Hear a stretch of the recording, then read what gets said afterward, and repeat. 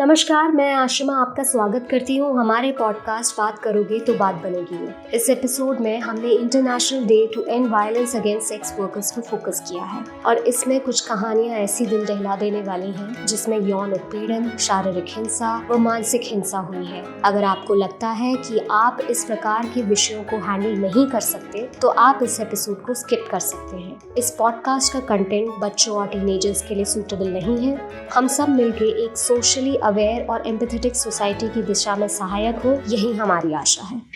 मैं अब हमारे लिसनर्स को ये बताना चाहूँगी कि हम आज सुनीता जी के साथ और मोना जी के साथ हैं जो कि सेक्स वर्कर्स कम्युनिटी के साथ काम करते हैं और आज हम यहाँ पे बैठे हैं international day to end violence against sex workers, यानी कि हिंसा किस तरीके से ख़त्म करी जाए हमारी सेक्स वर्कर कम्युनिटी के लिए। तो हम यहाँ पे इस मुद्दे पे बात करने के लिए बैठे हैं और आप सेक्स वर्कर कम्युनिटी से जुड़ी हुई हैं और इसलिए हम थोड़ा सा उस कम्युनिटी के बारे में और ज़्यादा जानकारी लेना चाहते हैं कि किस तरीके का, जब हम वायलेंस की बात कर रहे हैं, हिंसा की बात कर रहे हैं, तो किस तरीके की हिंसा हमारी कम्युनिटी फेस कर रही है। तो सबसे पहले बात बताऊं मैम, हिंसा तो उस कम्युनिटी के साथ हमेशा चलता आया है, सदियों से आ रहा है और अभी भी है। फर्क इतना है कि मैं जब छुपके से यौन संबंध करने जा रही हूँ मैम, तो जाहिर सी बात है कोई तो मुझे एक्सेप्ट करेगा नहीं, समाज में कोई समाज में एक्सेप्ट नहीं करता है। समाज तो छोड़िए, पड़ोस में ही नहीं एक्सेप्ट करेगा। उसकी निगाहें लगी रहती है, कहाँ आ रही है, कहाँ जा रही है, क्या कर रही है, ठीक है। उसके बाद उसको पता चला, वो उसके आगे कहेगा, वो उसके आगे कहेगा, उसे पता चल गया। उसको पता चलने के बाद में तुम्हारे बच्चों के ऊपर आ जाता है बात, ठीक है। अब इस चक्कर में वो लेडीज जो है यहाँ से उठ के बाहर काम करने लगती हैं।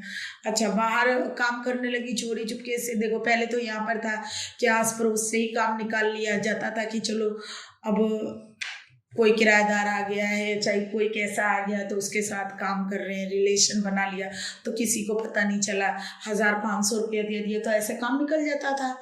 और जब लोगों ने ताक झाक शुरू कर दिया तो वो बाहर जाके काम करने लगे।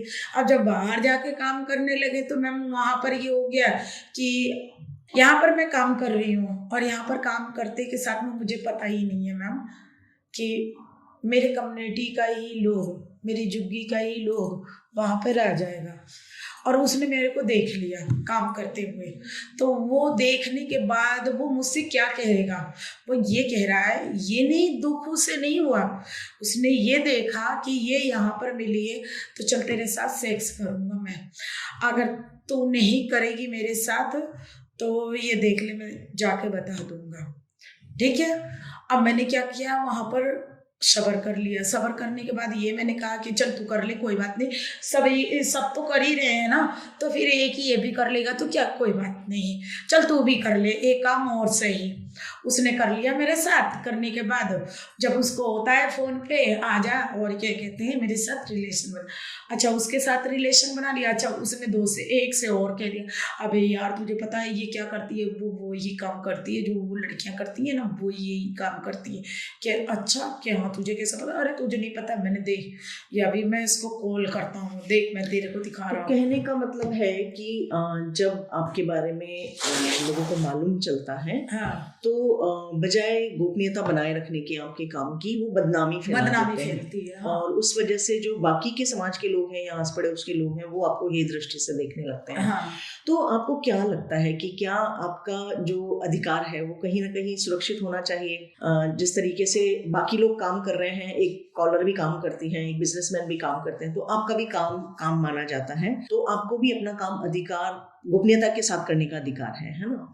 और साथ ही साथ जो कानून बन रहे हैं, अभी काफ़ी सारे कानून आ रहे हैं हमारे देश में, तो कितनी जानकारी है सेक्स वर्कर बहनों को जो आपके इस क्षेत्र में काम कर रही हैं, उनको क्या जानकारी है कि उनके लिए क्या क्या अधिकार हैं और क्या क्या कानून बने हैं? कुछ है जागरूकता उस बारे में? सबसे पहले बात बता दूं मैम कि उन्हें कुछ पता ही नहीं है, इन चीज़ों का अवेयरनेस उन्हें है ही नहीं है, ठीक है। अगर अवेयरनेस होता मैम, तो एक बात बताइए, मुझे ही अगर अवेयरनेस होता तो परसों हमारे साथ एक कहना चाहूँगी एक बात कि हमारे साथ एक बहन है ऐसी जो वो पीड़ित है अभी, अभी पीड़ित है, लेकिन उसे जानकारी नहीं है। जब इतना अवेयरनेस, अगर जब इतना सुप्रीम कोर्ट, हाई कोर्ट जो निकाल रहा है कानून, और निकालने के बाद लोगों को जानकारी नहीं है, तो उस कानून का फिर बेकार है ना मैम। क्या हिंसा हुई आपकी बहन के साथ, क्या प्रताड़ना की गई? वो मैं बताती हूँ मैम। उसके साथ तो पहली हिंसा ये हुई, हिंसा तो रोज ही होता है मैम, लेकिन सबसे बड़ा जो हिंसा हुआ उसके बॉयफ्रेंड ने उसके साथ किया मैम। उसके साथ 10-12 साल तक उसके साथ रहा है, रहने के बावजूद उसका पैसा, उसकी प्रॉपर्टी अपने नाम कर लिया। नाम करने के बाद उसको काम करने तक का नौबत बुरा कर दिया है। पुलिस से मदद मांगने के लिए गए, उसके पुलिस से हमने मदद मांगी तो पुलिस वाले ने उल्टा सीधा कहा कि तेरा तो ये काम है, ठीक है। फिर वो लड़ाई मैंने लड़ने लगी। मैंने बोला कि ऐसा है कि अगर वो कितना भी बुरा कर रही है और मैं अपनी मर्जी से मैं कुछ भी करूँ अपने शरीर के साथ, ठीक है। मुझे इतनी जानकारी है, मेरा शरीर मैं कुछ भी करूँ, ठीक है। कोई जोर जबरदस्ती तो है नहीं किसी की। तो अगर मैं अपनी मर्जी से कर रही हूँ, अपने बच्चों को पेट पालने के लिए कर रही हूँ, तो आपका क्या मतलब बनता है, ठीक है। आपका मतलब ये नहीं बनता है, आप मेरा हक दीजिए। सारी लेडीज का हक मिलता है, तो हमारे जैसी लेडीज का भी हक है, तो आप मुझे दीजिए वो हक। तो वो बोलने लगा कि तू बहुत ज़्यादा लीडर बन रही है, जा चली जा ना, तो क्या कहते हैं तुझे भी अंदर कर दूंगा। मैंने कहा बेशक कर दीजिए मुझे अंदर, कोई बात नहीं है, लेकिन मैं इसके साथ हूँ और मैं रहूँगी इसके साथ। फिर वो उस बहन को इन्होंने कुछ भी नहीं सुना, डांटा, गाली, उल्टा सीधा लफ्ज़ भी बोला। मैडम ने भी बोला, वहाँ पर जो थी उसने भी कहा कि तुम्हारे को 2 चांटा लगेगा तो होश ठिकाने आ जाएंगे, निकलो यहाँ से, बाहर निकलो। फिर वो जो आया वो था जेपी का नेता था और बॉयफ्रेंड, हाँ। तो क्या कहते हैं, वो आया और आने के बाद सच्चों से मिला। सच्चों से मिलने के बाद उसने आके और क्या कहते हैं, जहाँ वो काम चला रही थी बेचारी, तो वहाँ पर उसको छापा डलवा दिया। छापा डलवाने के बाद उसके साथ 6-7 लड़कियां मौजूद थी, उस वक्त सेक्स कर रही थी। तो छापा डलवाने के बाद उन लड़कियों को पकड़वा दिया इन्होंने। जब पकड़वाने के बाद रात को कॉल आती है मुझे, तो मैं वहाँ पर गई और जाने के बाद उनको फिर मैंने छुटाया मैम, ठीक है। वहाँ पर छुटाने के बाद में मुकदमा, उन लोगों ने मुकदमा दे दिया। मुकदमा दे दिया सभी को, और मुकदमा देने के बाद में उन लोगों ने क्या काम किया कि वहाँ पर आए और सच्चों ने चेतावनी दे दिया कि आप यहाँ से कमरा खाली कर दीजिए। अब उस एरिया में, पूरे एरिया में मैम, कोई बेचारी को कमरा देने के लिए तैयार नहीं है, कोई घर देने के लिए तैयार नहीं है। इस वक्त वो बेचारी घर के लिए परेशान है, कोई उसका घर नहीं दे रहा। पहली बात, अवेयरनेस होता तो थाने में होना चाहिए। सबसे पहले अवेयरनेस करो ना थाने में, बीट ऑफिसरों को करो। जो बीट ऑफिसर होते हैं जो उनकी सुनवाई नहीं करते हैं, हम दौड़े हुए कहाँ जाते हैं, पहले थाने में ही जाते हैं। तो आपके कहने का मतलब है कि वहां पर भी वीडियो बनाई जाती है। सुनिए, तो मैं वीडियो बनाया, उसका वीडियो बनाया, अश्लील वीडियो बनाई गई उसकी।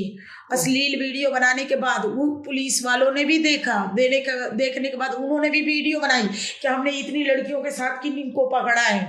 आप बोलेंगे मैं उस वीडियो को अभी तक दिखा सकती हूँ। तो ये क्या कहते हैं, उन लोगों ने कह दिया कि ये आपको भी वीडियो उन लोगों ने भी बनाया, वीडियो बना के न्यूज़पेपर में छाप दिया, ठीक है मैम। पेपर पे उनकी चेहरा समेत, हाँ, छाप दिया। मतलब उन लोगों ने मास्क लगवा दिया था यहाँ पे, यहाँ पर मास्क लगवा दिया था। तो फिर उन लोगों ने फिर उसको छाप दिया। उसमें छापने के बाद ये भी चीज़ मुझे बहुत बुरा लगा, ठीक है। फिर वहाँ पर प्रेस वाले जो थे, मैंने प्रेस वालों से बातें की, तो प्रेस वालों ने ये कहा कि ऐसा है, प्रेस वालों ने क्या कहते हैं, वो बोला कि हम ये न्यूज हटा देंगे, आप ऐसा करो कि कुछ पैसा दे दो। प्रेस वालों ने मैं डिमांड किया 50,000 का, ठीक है। पुलिस वाला बीट ऑफिसर बोल रहा है कि तू 40,000 इससे महीने दिलवा दे, 40,000 महीने के दिलवा दे, तो ये क्या कहते हैं तेरा काम चालू रहेगा, ठीक है। 40 ये मांग रहा, 50 ये मांग रहा। पोस्टर छप गया, 40 इसको नहीं दिया, 50 इसको नहीं दिया। हमने ये बोला कि तू छाप दे, जितना मर्जी उतना छापना, जहां तक तुझे छापना छापता रहे, ठीक है ना।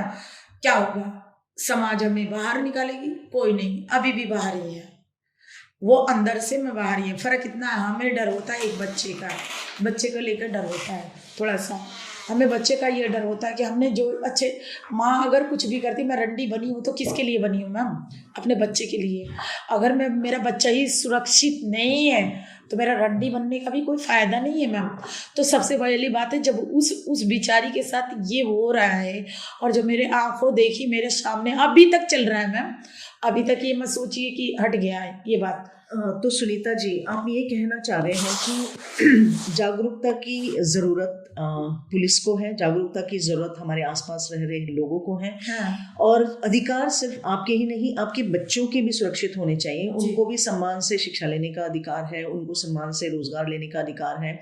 और जो समाज में बदनामी उनको झेलनी पड़ती है कि ये यौन कर्मी के बच्चे हैं, वो बदनामी उनकी ना हो, आप ये गुहार करना चाहती हैं। तो सुनीता जी, दूसरा एक जो मेरा सवाल है वो ये है कि अगर आज का जो हम ट्रेंड देखते हैं, और जैसा कि आपने बताया भी कि जो ऑफलाइन चीज़ें हो रही हैं उसमें तो हो ही रहा है अत्याचार सामने के सामने, लेकिन आजकल जो समाज में जो चलन चल रहा है कि हर एक चीज़ मोबाइल पर है, हर एक चीज़ आपके इंटरनेट के थ्रू है, उसके चलते आपके काम पर क्या प्रभाव पड़ा है? क्या ये सही है? आपके लोगों का काम बढ़ा है इसमें, या फिर उस काम में कुछ और अवरोध आया है या कुछ दिक्कतें आई हैं? थोड़ा उसके बारे में प्रकाश डालिए कि जो ये इंटरनेट की दुनिया से आपका काम किस तरह से चल रहा है। इंटरनेट की दुनिया से मैम देखो, जो चीज़ हमारी गोपनीयता थी, ठीक है, अब इस पे तो क्या कहते हैं, गोपनीयता हमारी एक तरह से भंग भी है। दूसरी बात, हमें जोखम बहुत बड़ा है क्योंकि लड़कियां अब डायरेक्ट ऑनलाइन पे हो गई हैं, ठीक है, वो बातें करती हैं, बातें करके निकल लेती हैं, लेकिन आगे जाके उनको खुद नहीं पता होता कि हम कितने बड़े जोखम में घुस रहे हैं। किस तरह की जोखिम आती है उनको जोखम ये होता है कि देखिए मैम, अभी आपको मैं बता रही हूँ, वो लड़की ख़त्म भी हो गई, अभी हमारे 15-20 दिन की बात है, 15-20 दिन ही, पूरे मंथ हो गया मैम, पूरे 1 मंथ हो गया। हमारे साथ की रहने वाली बहन थी, वो यहाँ से गुजरात गई थी काम पे, गुजरात में गई थी, तो ये 6-7 लड़कियाँ थी, तो 6-7 लड़कियाँ ये गई थी काम पे, तो उसके साथ ये हुआ, ये केवल उस पे ही गई थी, कॉल पे ही गई थी। तो वहाँ पर गई थी, तो वहाँ पर जाने के बाद में मैम उन लोगों ने बुक किया लड़कियों को, तो अलग अलग जगहों पे बुलाया उन्हें, अलग अलग जगह पे होटलों में गई, ये लोग होटल में गए और इस बेचारी को जंगल में ले गए। तो जंगल के साइड में, उधर के साइड में लेके, जंगल के साइड में लेके गए, तो उसने 3,000 की बात करके और नाइट बुक किया। 3,000 का बात करके नाइट बुक करने के बाद में उसको जंगल में लेके गया। वहाँ पर 3 लोग मिले, 3 लोग मिलने के बाद उसके साथ काम किया, और काम करने के बाद उसकी योनि में लकड़ी डाल के और कह रहे थे, बता तेरे को कितना मजा आ रहा है, और वो लेडीज चिल्ला रही थी, चीख रही थी। अंत इतना बुरा हुआ उसका मैम कि वो वहाँ पर क्या कहते हैं, उसको नंगे काम खूब किया उन्होंने, पूरी रात किया तीनों ने, मतलब सांस नहीं लिया, दारू पी के, लकड़ी घुमा के उसके साथ बहुत गंदा यौन शोषण बहुत बुरा किया। करने के बाद में मैम उसको वहाँ से छोड़ के और खुद चले गए। वो बेचारी नंगी दंगी पड़ी रही, वहाँ पर कोई भी आगे पीछे नहीं था। फिर क्या काम किया कि वो पूस है, पूस के नीचे उसका कपड़ा दबा रखा था, पूस समझती हो आप? घास, हाँ, नहीं, जो चारे लंबे लंबे वाले होते हैं वो वाले, उसके नीचे क्या कहते हैं, उन लोगों ने कपड़ा दबा दिया था ताकि ये लड़की उठ के ना जाए, अगले दिन भी हमें यही मिलेगी है। तो क्या कहते हैं, उसने किसी तरह से हिम्मत करके पूछ से अपने तन को ढकते हुए अपने कपड़े ढूंढने लगी, ढूंढ के अपने बदन में खून तो चल ही रहा था मैम, उसके ब्लड जा रहा था, बहुत सारा ब्लड जा रहा था। किसी तरह से करके कपड़े पहन के उसने कॉल किया, किसी से फ़ोन मांग के उसने कॉल किया, जो साथ में लड़कियां गई थी, तो खुशी को फ़ोन किया। खुशी को फ़ोन करने के बाद खुशी ने बोला कि बाजी तुम कहाँ पे हो? तो वो बोलती है कि क्या कहते हैं, मैं यहाँ पे हूँ, मुझे कुछ नहीं पता और मैं ऐसी हालत में पड़ी हूँ, प्लीज़ मुझे आके बचा लो। वो किसी तरह से लड़कियों ने क्या कहते हैं, वहाँ से उन्होंने फ़ोन से वो करके भेजा, ठीक है, उसने लोकेशन भेजा लड़की ने, और भेजने के बाद उसी लोकेशन पे वो पहुंचने के बाद उसे हॉस्पिटल ले जाके भर्ती कर दिया। मेरा फ़ोन तो चोरी हो गया ना, तो मैं दिखाती आपको अभी।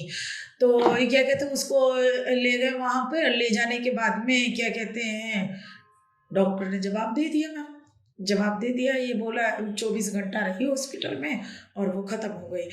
अच्छा, बच्चे को छोड़ के गई थी बेचारी। आज ये सीन हुआ है कि कल मैं गई थी, जब मैं आपका कॉल आया था ना, तो मैं उस लड़की से मिल के आ रही थी जिसकी माँ थी, उसकी लड़की थी, तो उसकी लड़की से मैं मिलने गई थी। तो मैंने कहा, उसके हाल चाल पता करने के लिए गई थी कि बेटा कि तुम क्या कहते हैं, कोई ऐसे वैसा रास्ता मत चुनना और तुम मुझे बता दो, क्योंकि पढ़ी लिखी तो वो भी नहीं है।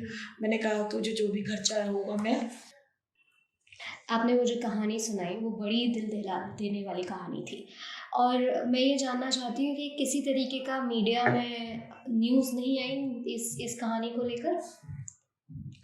ऐसे लोगों को कौन न्यूज बनाता है मैम? कोई नहीं, तो पहचानता ही नहीं है कोई। अपनी फैमिली जान के, अपनी फैमिली भी अगर दिख गई होगी ना तो उसने भी इनकार कर दिया। क्योंकि मैं बता रही हूँ, खुद की उसकी बेटी ने, मैंने जब कहा खुद की बेटी से ही मैंने कहा कि बेटा आप इसकी कार्रवाई करिए कि कैसे हुआ, किस तरह से हुआ, हम करेंगे। तो बोलती है कि मौसी जी मैं कैसे करूँ, किसी को पता नहीं है इस चीज़ के लिए, मेरे ससुराल में मेरी क्या वो रहेगी। उसने बहुत कुछ सोच के मैम, और उसका राइट भी बनता है, अब वो तो चली ही गई थी। बेटी ने मना कर दिया? हाँ, बेटी ने मना कर दिया कि मेरे को कोई कार्रवाई नहीं चाहिए। मैं गई थी, मीडिया को लेके जा रही थी, लेकिन उसने मुझे मना कर दिया, क्योंकि मैं जब अपने पे आती हूँ तो मैं किसी को पहचानती नहीं हूँ। कि जब दुनिया खाली कहने की है, अगर कहने की है तो कहते रहो, ठीक है, फिर हमारे पास किसी को आने की ज़रूरत नहीं है। जब वो आ रहे हो तो कम से कम हमारी हिम्मत को बढ़ाओ, हमारी हिम्मत पे लड़ो, करो। मैं ये चाहती हूँ कि करो, कुछ तो करो। तो उन बच्चों के लिए कुछ मैं सपोर्ट आप लोगों से चाहती हूँ मैम, कि हमारे बच्चों के लिए किया जाए। जी बिल्कुल। मोना मैम, मेरा आपसे एक सवाल रहेगा, ये हमारा लास्ट सवाल है। कितनी सारी कहानियाँ हमने सुनी, सुनीता जी ने बहुत सारी कहानियाँ हमें हमारी सेक्स वर्कर कम्युनिटी की बताई। तो जो ये वाली जो कहानी बताई जहाँ पे इस लेवल की हिंसा हुई है और किसी तरीके की कोई कार्रवाई नहीं, तो इस बारे में आप क्या बोलना चाहेंगे कि इसमें आपका क्या विचार है? देखिए कि जो हम अभी बात भी कर रहे हैं और जो सुनीता जी ने भी बताया कि जागरूकता है ना, हमें अपने संवैधानिक अधिकारों की जागरूकता होना बहुत ज़रूरी है।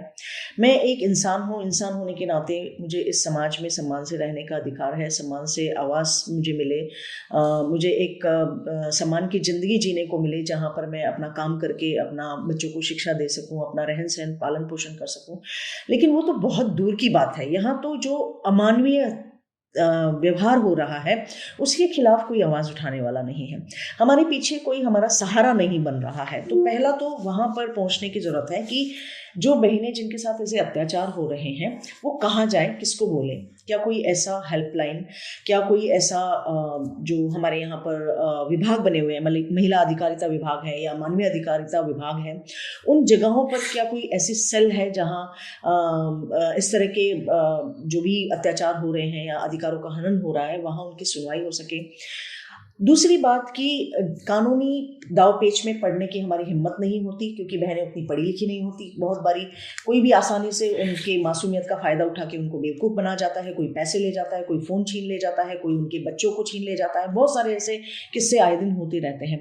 तो सबसे पहले ज़रूरत है कि उनके बच्चों को शिक्षित किया जाए ताकि वो अधिकारों की मांग कर सकें, उनके बच्चों को एक बेहतर स्वास्थ्य मिले, बेहतर ज़िंदगी मिले, एक बेहतर भविष्य मिले, वो एक स्वस्थ नागरिक के रूप में पहचाने जाए समाज में, न कि एक यौनकर्मी का बच्चा कहला करके वो समाज में जिए।